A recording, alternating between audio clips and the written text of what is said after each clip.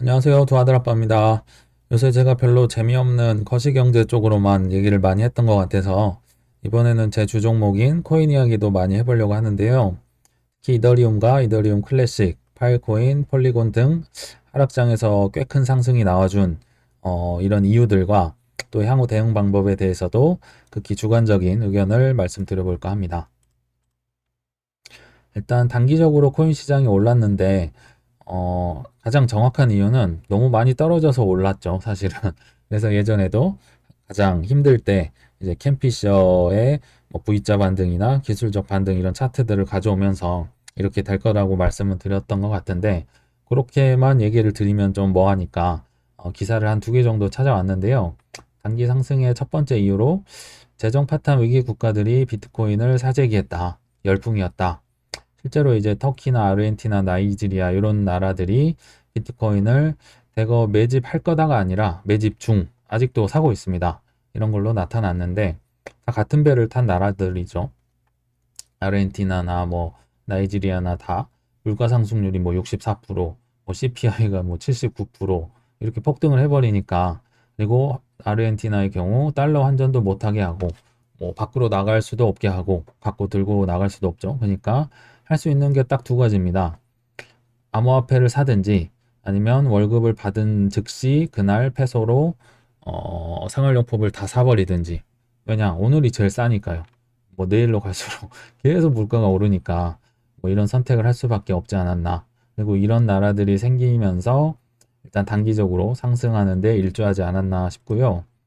또 바이낸스의 자우장펑 CEO도 시총 상위 10개 종목 중에 3개가 스테이블 코인이다. 그래서 이 자금들이 코인 시장으로 유입될 거다. 그리고 실제로 시총 3위가 지금 테더고 4위가 USDC, 8위가 바이낸스 달러예요. 그러니까 요것들 다 이제 코인을 사기 위한 대기 자금이잖아요. 그래서 이렇게 또 오르지 않았나 싶은데, 그래서 실제로 지난주 암호화폐 펀드에 8,100만 달러가 순유입됐고, 이제 쇼세 거는 분들은 되게 줄어들었어요. 그리고 뭐 이더리움이나 이런 거 콜옵션, 오른다에 베팅하는 헤지 펀드도 많이 나왔다고 또 오늘 기사에도 나왔는데요. 이런 식으로 다 오늘 기사인데, 어, 코인 시장의 단기 시장을 이끈 여러 이유들이 있었던 것 같아요. 근데 그럼에도 불구하고 제가 결론부터 말씀을 드릴게요. 이번 주제가 이더리움 클래식, 파일, 뭐 폴리곤 이런 애들이 코인들이 단기 상승하고 그 대응 방안에 대해서 말씀을 드렸는데, 결론은 꽤 올랐을 때 대충 파셔야 한다. 이게 결론입니다. 왜냐면 물론 어렵긴 하죠. 꽤가 어느 정도인지 대충이 어느 정도인지 모르지만 제가 뒤에 좀 말씀을 드릴 거고, 일단 거시적이든 개별적이든 하락 이유가 너무 많아요. 아직 침체가 정점을 찍지도 않았고. 그래서 거시적인 거 몇 개만 말씀드리면, 채권 시장은 경기 침체의 베팅.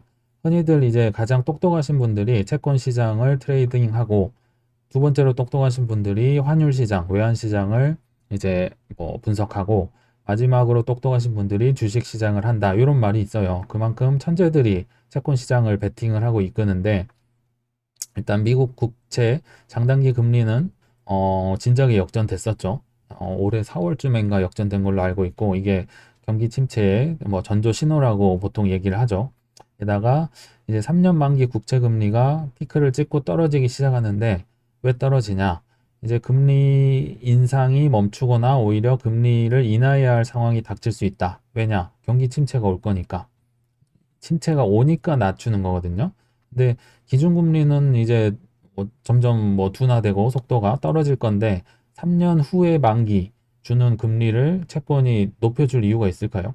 같이 떨어뜨리겠죠. 그래서 채권 시장은 경기 침체에 일단 베팅을 한다. 그 똑똑한 분들이. 게다가 중국도 지금 GDP 뭐 5.5% 목표 실현 포기했어요. 포기해버리니까 남은 건 이제 규제 완화를 하든 전쟁을 하든 일단 안 좋은 상황으로 지금 가고 있는 데다, 증권사도 사실은 음, 오른다고 보통은 하거든요. 그래야 사람들이 사니까. 근데 여기 양심 고백을 하는 증권사가 나와서 말씀을 드리는데, NH투자증권도 해결된 악재가 없다. 낙관은 금물이다. 4분기 경기 침체 우려 커진다. 양심 고백을 하셨어요. 근데 이분들도 근데 계속 사고 팔아야 돈이 되잖아요. 그러니까 이럴 땐 애플이나 코카콜라를 사시든지 뭐 채권이든 뭐 회사채 ETF 뭐 이런 걸 사라고 지금 추천을 하시는 거예요. 근데 이런 것도 결국 경기 침체 오면 빠지거든요. 그래서 지금은 현금을 보유해야 될 때가 곧 다가오고 있다. 거시적으로도 안 좋다. 이런 얘기를 드리려고 이런 얘기를 가져왔고요. 근데 다 이제 뭐 주관적일 수가 있는데 요건 좀 객관적인 거라 제가 한번 좀 확실한 증거라서 가져왔는데요. 제가 한 2, 3년 전에 이런 책을 읽었어요. 내일의 부라고. 근데 알고 보니까 이분이 되게 유명하신 분이더라고요. 조던의 김장섭이란 분이었는데 내일의 부라는 책에서 반드시 외워야 할 공학 매뉴얼 이게 되게 특이해서 제가 2, 3년 전에 그 핸드폰으로 찍어 놓은 사진이거든요, 이게. 근데 요게 다시 갑자기 생각이 나가지고 공항인가? 이 매뉴얼이 생각이 나서 제가 가져와 봤어요. 일단 이분이 미국 주식을 좋아하시는 분이고 뭐 다우존스, S&P 그리고 나스닥 뭐 다 분석을 해봤어요. 그래서 공황 전에 무슨 신호가 나타나는지를 수십 년 전부터 통계를 내보시니까 이분이 기준으로 나스닥에 그 법칙이 있다더라. 그리고 나스닥이 일본 기준으로 마이너스 3%가 한 번이라도 뜨면 일단은 무조건 한 달을 기다려라. 왜냐? 이분 기준으로는 나스닥이 일본 기준으로 한 달에 마이너스 3%가 4번 뜨면 공황이다. 예외가 없었다. 뭐 블랙 먼데이 때도 그랬고 뭐 닷컴 버블도 있었고 서브프라임 때도 그랬고 전부 다 한 달에 4번이 나스닥이 일본 기준 마이너스 3%가 뜨면 공황이 왔더라고 얘기를 하셨어요. 그러니까 예를 들면 이런 거예요. 8월에 2번 왔고 9월에 마이너스 3%가 또 2번 왔다. 이건 공황 아니에요. 9월에 빵빵빵빵 마이너스 3% 이상이 4번이 와야지 공황이더라. 이렇게 얘기를 하셨는데 그래서 제가 해봤어요. 진짜 다 세봤고 남의 말 저 잘 안 믿거든요. 그래서 22년도에 나스닥의 일별 주가 지수 현황 1월부터 7월까지 마이너스 3%가 몇 번 나왔나를 세보니까 1월에 한 번, 2월에 한 번, 3월에 한 번, 4월에 두 번. 그러다가 5월에 공항에 저거 이거 기대를 안 하고 결과를 모르고 했거든요. 근데 5월에 마이너스 3% 이상이 4번이 왔더라고요. 이러면 공항이라고 확실하게 이제 통계가 확률 높은 확률로 있는데 또 6월에도 3번이 나오고 7월에는 뭐 역대급으로 올랐다니까 나스닥이 뭐 당연히 없었을 거고 그래서 이제 5월이랑 6월이 심했으니까 그때 걸 가져왔거든요. 근데 4월 말에 두 번이었어요. 그러니까 되게 좀 뭉쳐 있어요, 이게. 그래서 좀 확률이 높다고 보고, 이제 5월 1일부터 31일, 6월 1일부터 31일이거든요. 지금 거꾸로 돼 있는데, 5월에도 마이너스 4.99%, 마이너스 4.29, 3.18, 4.73, 네 번이 확실히 나왔었죠.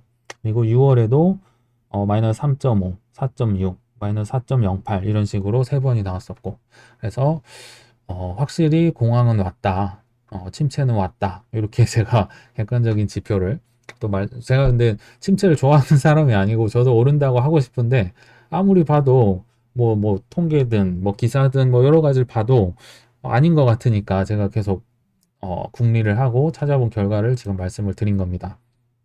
이제 거시적인 것들은 그렇고 개별적인 것도 제가 한번 말씀을 드려볼게요. 일단 이더리움이나 이더리움 클래식이나 한 배를 탔잖아요. 이 머지라는 것 때문에 많이 올랐던 것 같은데 이것도 결론부터 얘기 드리면 이더리움이나 이클이나 상승 분석 기사가 너무 많이 나오고 있어요. 지금 코인 투자하시면서 이더리움이나 이더리움 클래식이 오른 이유를 모르시는 분들 아무도 없어요. 왜냐? 이미 다 소개를 너무 많이 해줬거든요. 이 머지 9월 19일 다 기억하고 계시고 코인 안 하시는 분도 이제 다 알고 있어요. 무슨 업그레이드 있다더라 9월에 알고 있어요.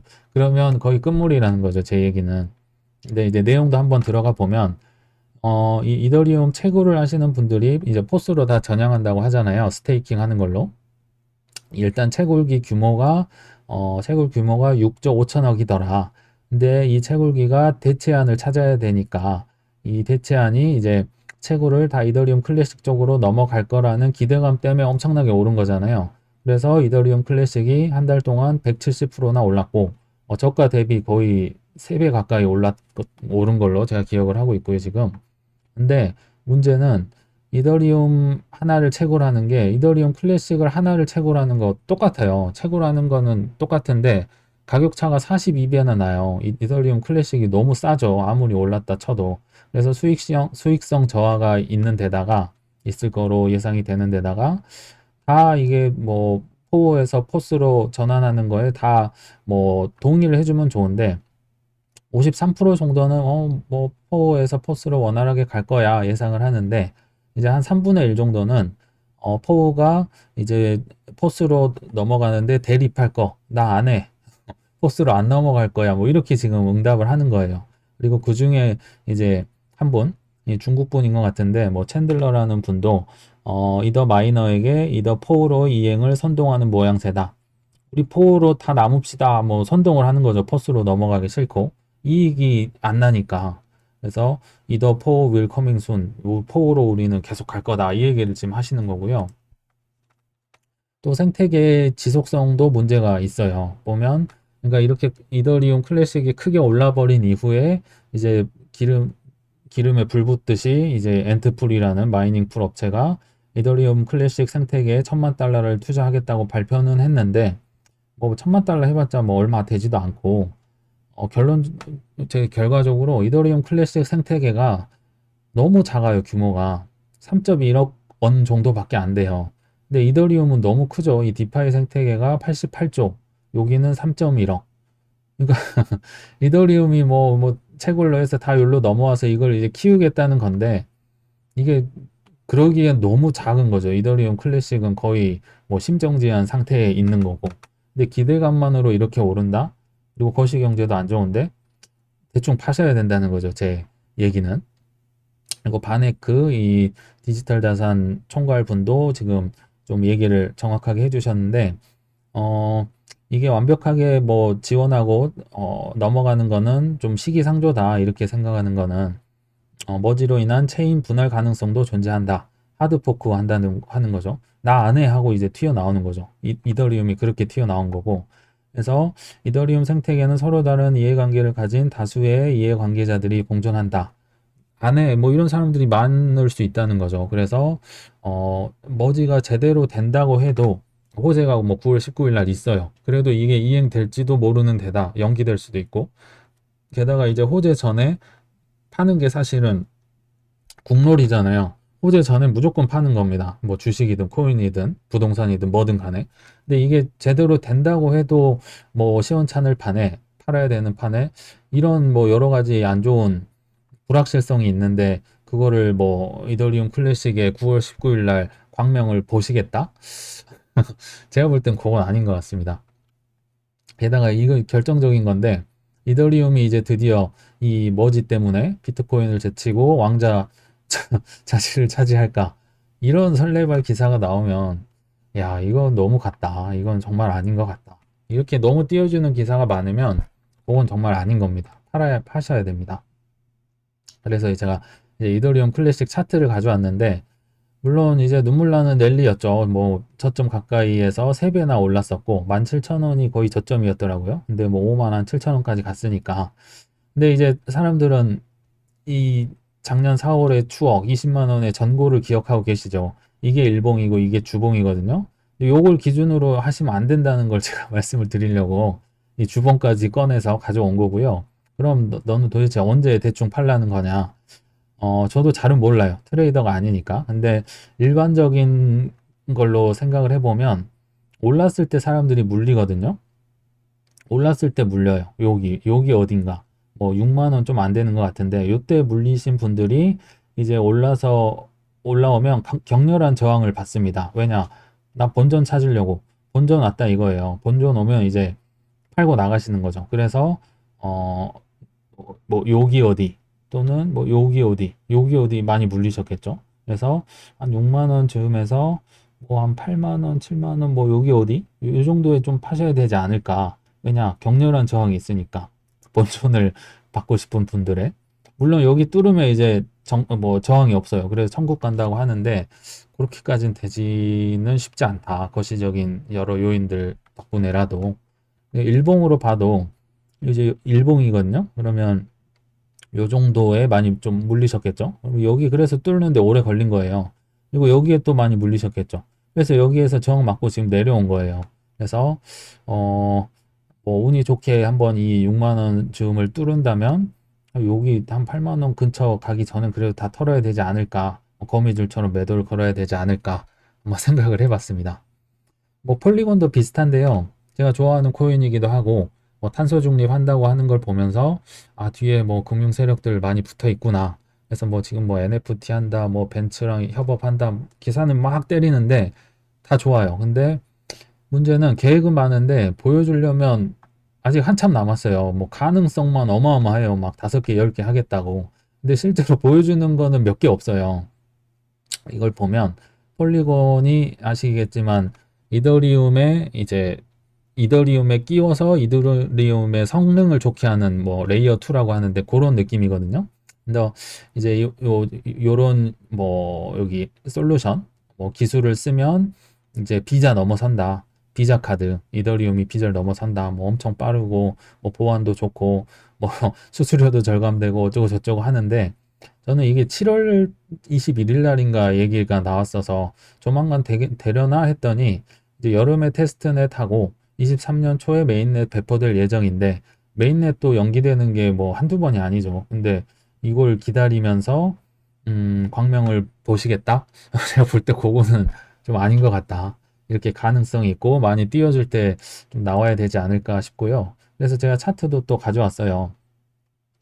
이게 저점 430원 대비해서 지금 3배 1200원이 넘었으니까 3배가 넘게 올랐었거든요.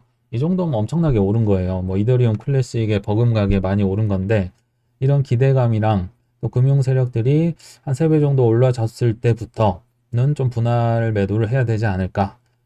근데 이것도 이제 일봉인데 뭐 한번 보시면 뭐 요런데 뭐 요런데 이렇게 좀 삐쭉 나온 데 있죠. 요런데 그러니까 정말 많이 올라봤자 2,000원 전에 파셔야 되지 않을까.